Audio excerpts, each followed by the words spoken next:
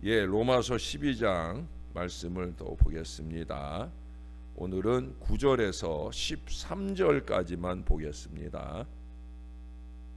신이라 사랑에는 거짓이 없나니 악을 미워하고 선에 속하라.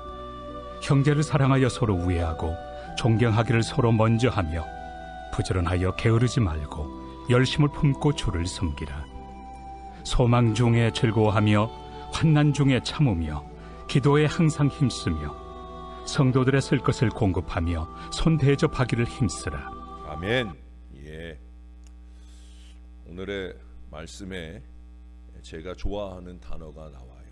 뭘까요? 11절에 보면 열심이라는 단어예요.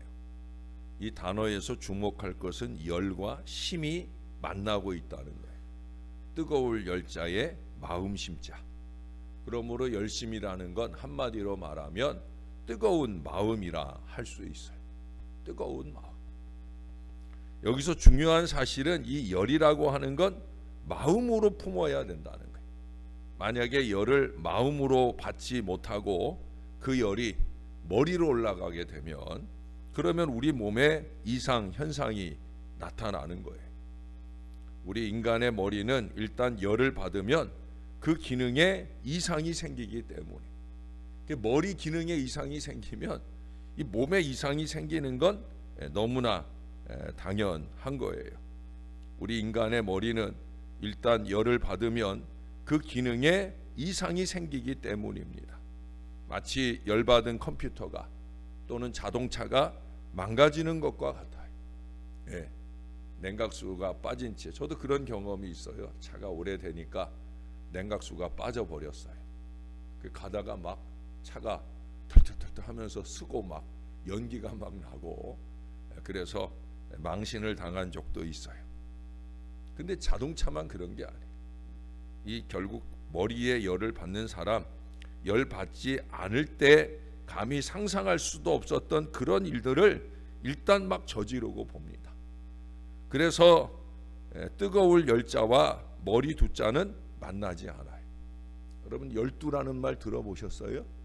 못 들어봤죠? 그런 말 없어요.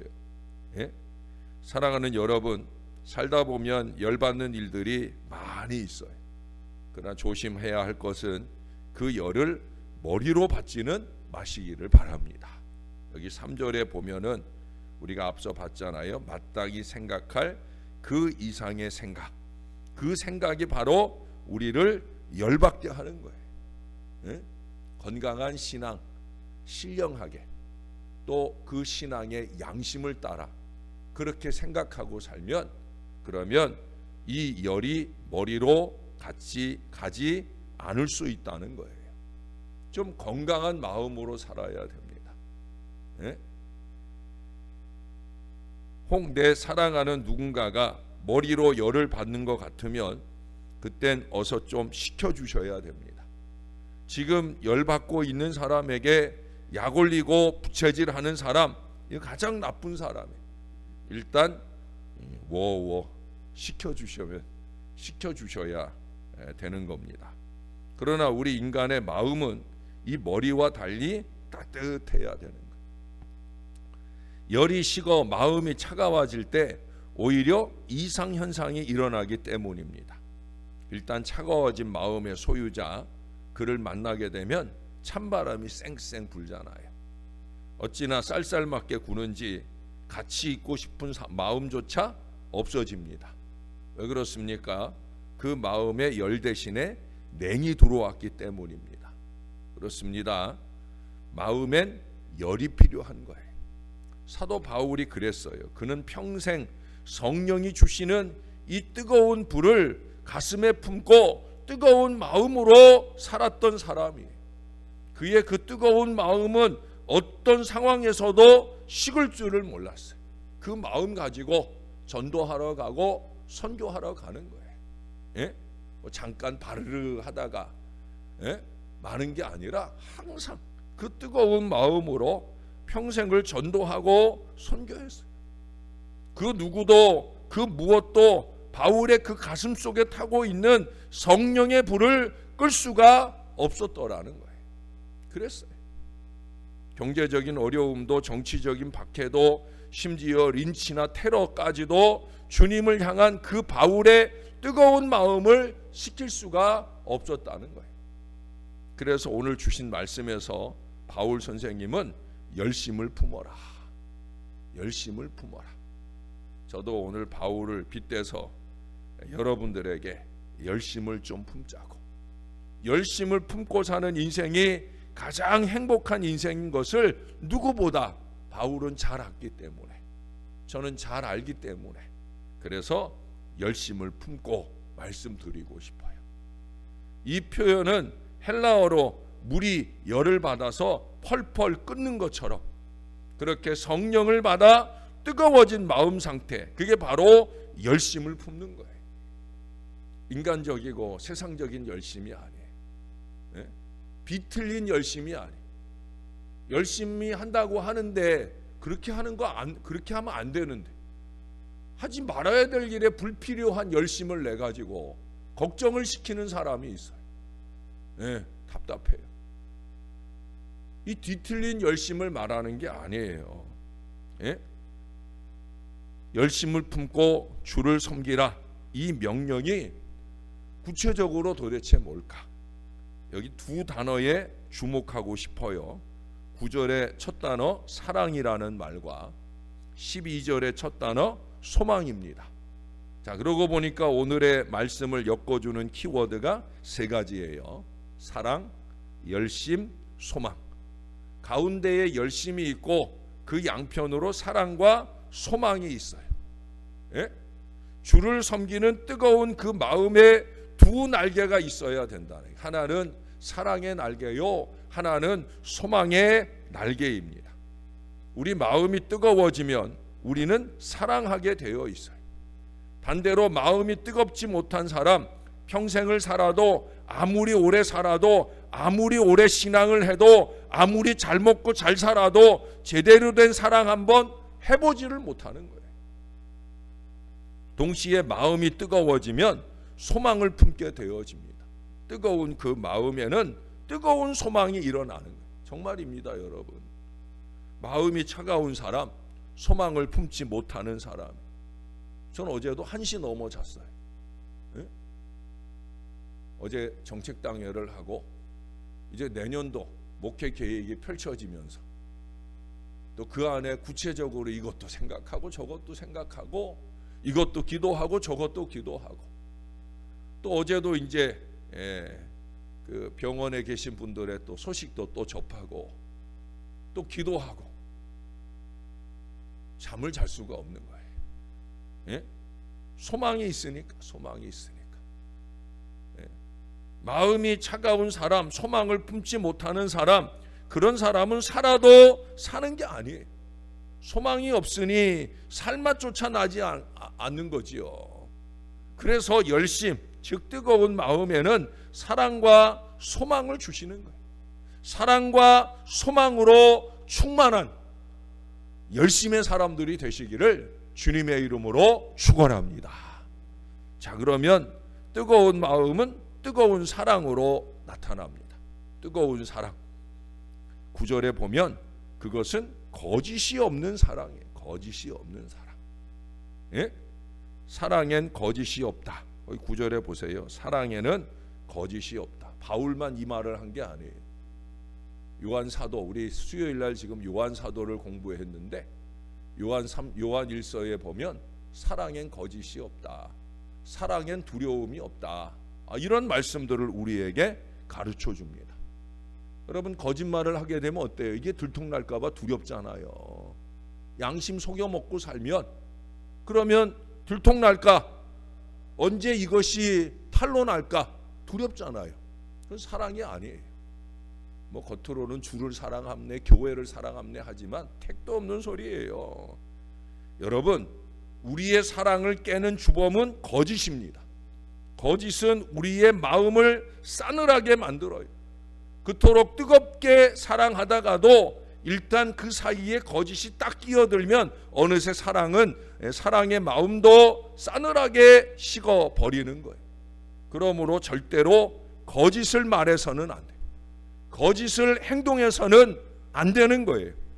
사랑한다면, 정말 사랑한다면, 특히도 그 사랑이 하나님을 향하고 있다고 하면 더더욱더 마찬가지예요.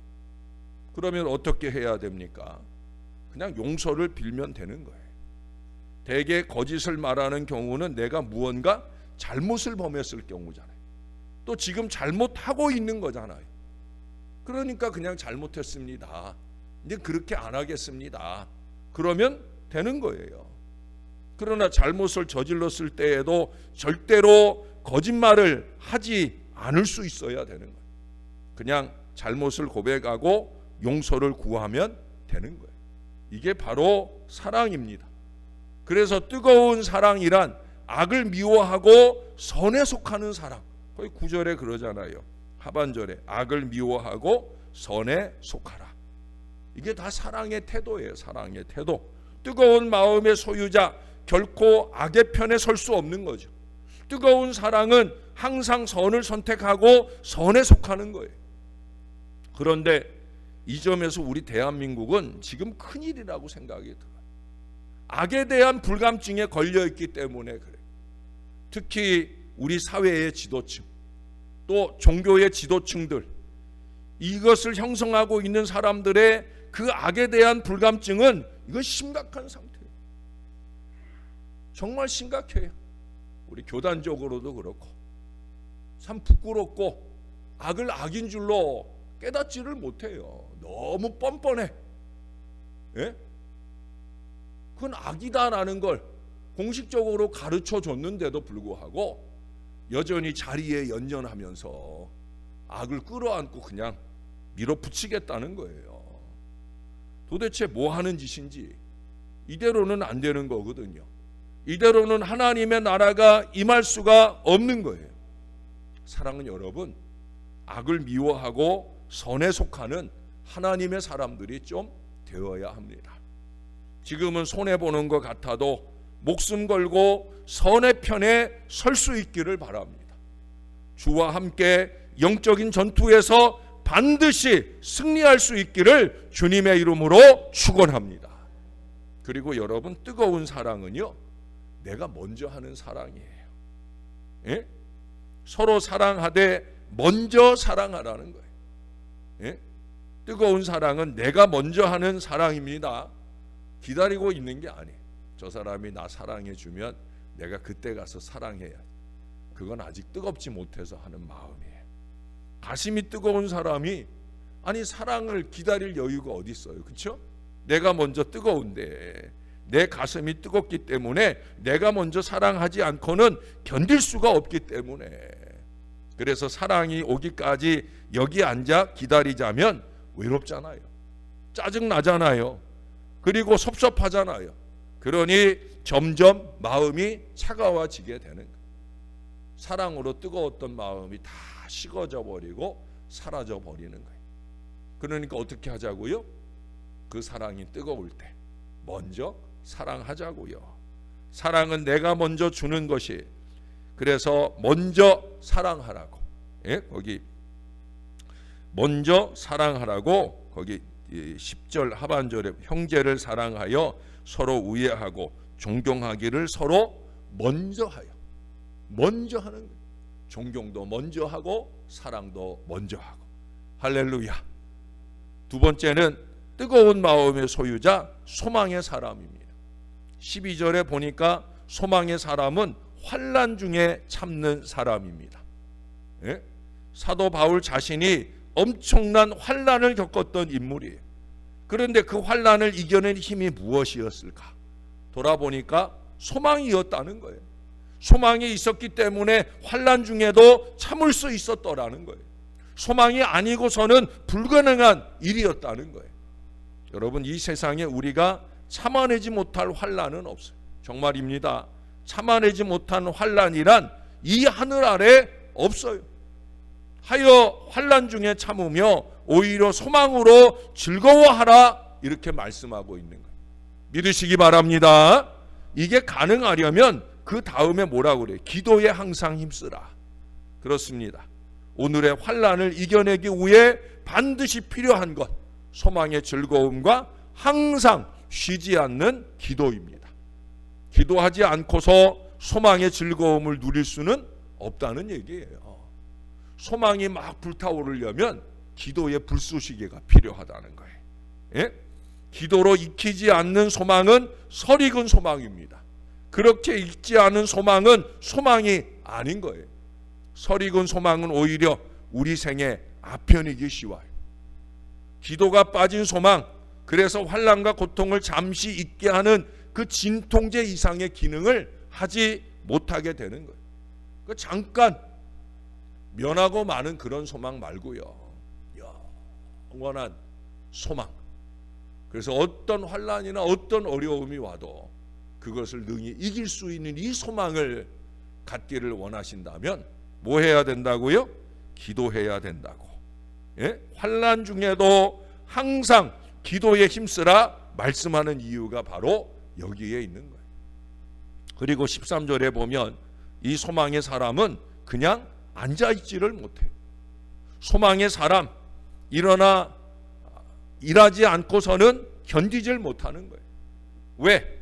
내 안에 소망의 즐거움이 넘치고 있기 때문에, 내 안에 뜨거운 마음이 있기 때문에. 그래서 어떤 일을 한다고요? 성도들의 쓸 것을 공급하며 손 대접하기를 힘쓰는 일을 해. 예? 소망의 즐거움을 품지 못한 자는 이 봉사의 즐거움을 몰라요. 아니, 봉사하는 성도를 이상한 눈으로 쳐다봅니다. 저 사람은 왜 저런데 돈을 쓸까? 저 사람은 왜 저런데 시간을 낭비할까? 예? 봉사의 즐거움을 모르니까 이 바쁜 세상 참 어리석다. 예? 이 어려운 세상 참 어리석다. 이런 어리석은 생각을 하게 되어지는 거예요. 아닙니다, 여러분. 봉사할 줄 모르는 인생이 진짜 어리석은 인생이죠. 소망의 즐거움을 모르기 때문에 그래요. 소망의 사람에게 주시는 봉사의 소명이 두 가지를 말씀하고 있죠. 13절에 하나는 성도들의 쓸 것을 공급하라 하고요, 두 번째는 손 대접하기를 힘쓰는 거예요. 근데 여러분, 여기서 중요한 게 뭐예요? 손님 대접하는 것보다 더 먼저 뭐 하라고요? 우리 성도들의 쓸 것을 공급하라. 이게 먼저예요.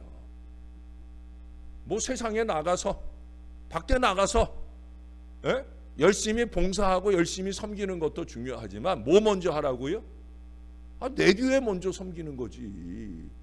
내 교인들 먼저 섬겨야 되지. 그의 나라와 그의 의를 구하는 기도도 중요하지만 지금 내 교인들이 지금 쓰러지고 있는데 이 기도가 더 중요한 거지. 어디 딴 데 정신 팔 데가 어디 있어요? 예?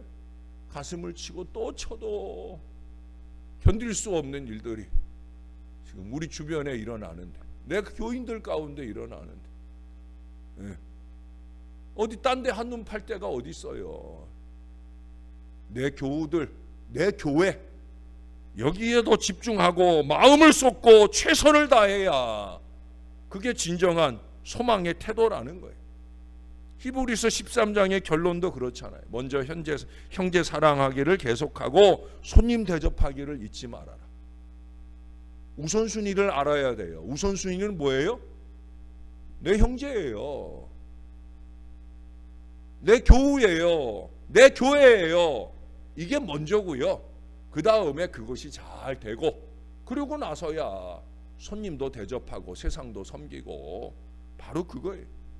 사랑하는 여러분, 저와 여러분이 이처럼 제대로 좀 뜨거운 마음으로 좀 사랑도 하고 또 소망도 갖는 그런 믿음의 사람들이 되시기를. 그래서 우리의 열심이 하나님께 영광이 되고 많은 사람들의 영육간에 유익을 더하는 은혜로운 신앙 인생들이 다 될 수 있기를 우리의 구주 되시는 예수님의 이름으로 간절히 축원합니다. 우리 김계화 권사님은 다행히 아직 시술 단계는 좀 면하고 일단은 이 뇌에 있는 피를 뽑아내기로 그렇게 진행을 하기로 했다고 합니다. 그래서 기도하기는 그냥 약물로 피를 뽑아내는 걸로 치유가 될 수 있도록 우리가 그렇게, 저는 이미 그 기도를 어제 저녁부터 하고 있는데 여러분도 그렇게 기도해 주시기 부탁을 드려요. 이 주간 참 중요한 주간입니다. 오늘도 이제 검사 결과를 보러 가는 분도 계시고 또 입원해서 여러 검사를 진행해야 되는 분도 계시고, 어제도 말씀드렸지만 또 김기원 권사님 또 이 주간 계속 검사를 정밀하게 진행한다고 하는데 좀 집중하고 새벽마다 오시면 좀 열심 있게 이 환우들을 위해서 많이 기도해 주시면 좋겠습니다. 기도하겠습니다. 하나님이 도와주셔야 됩니다. 열심을 품을 일들을 제대로 분별할 믿음의 지혜를 우리에게 더하여 주옵소서. 신용이나 하는 거짓된 열심 말고 하나님이 정말 기뻐 보실 만한 지혜로운 열심 내지 말아야 할 일에 열심 내면서 잘못된 길을 가는 어리석음보다 작은 거 한 가지에 열심을 품고 하더라도 정말 하나님이 기뻐하시고 함께하는 가족이나 교우들이 기뻐할 바로 그 일에 열심 낼 수 있는 거룩한 사람 되게 하여 주시옵소서. 악한 일에 열심 내는 무익한 인생들이 아니라 선한 일에 열심 내는 하나님의 사람들이 되게 하여 주시옵소서. 사랑하는 교우들이 쓰러지고 있습니다. 하나님이 도와주셔야 됩니다. 우리 하나님이 꼭 붙들어 주시옵소서. 오늘도 결과를 보러 가는 권사님도 계시고 또 입원해서 검사 절차를 진행을 시작해야 되고 이미 진행이 되고 있는 그런 권사님들도 계시고 또 갑작스러운 뇌졸중으로 하나님 그 뇌에 고인 피를 먼저 제거하는 이 노력들을 기울여야 할 우리 김계화 권사님도 계십니다. 한 사람 한 사람 소중한 이 여종들을 꼭 붙들어 주시옵소서. 주님의 크신 능력과 은혜로 절대 악한 것이 그 육신에 틈타지 않게 도와주시고 큰 어려움 없이 그 통증이나 아픈 모든 것들이 깨끗하게 나음받게 도와주시옵소서. 고였던 모든 피가 칼대지 않고도 하나님 깨끗하게 씻어지게 도와주시고 건강한 모습으로 회복하여 주 앞에 서게 도와주시옵소서. 주님을 찬양하는 열심, 주님을 위해 헌신하는 열심, 주님을 위해 기도하는 열심에 열심 내는 여종들이 오니 우리 하나님이여 속히 회복시켜 주셔서 종의 마음도 편안하게 사랑하는 귀한 여종들도 가족들도 온 교회도 편안한 은혜 속에 거할 수 있도록 주님이 꼭 붙들어 주시옵소서. 이 한 주간 더 마음을 집중하고 믿음의 기도로 승리하는 우리 모두가 될 수 있도록 우리 하나님 긍휼을 베풀어 주시옵소서. 여호와 라파 치유의 은혜를 나타내 주시옵소서. 주님이 도와주시기 소원합니다. 감사합니다. 예수님의 이름으로 기도합니다. 아멘.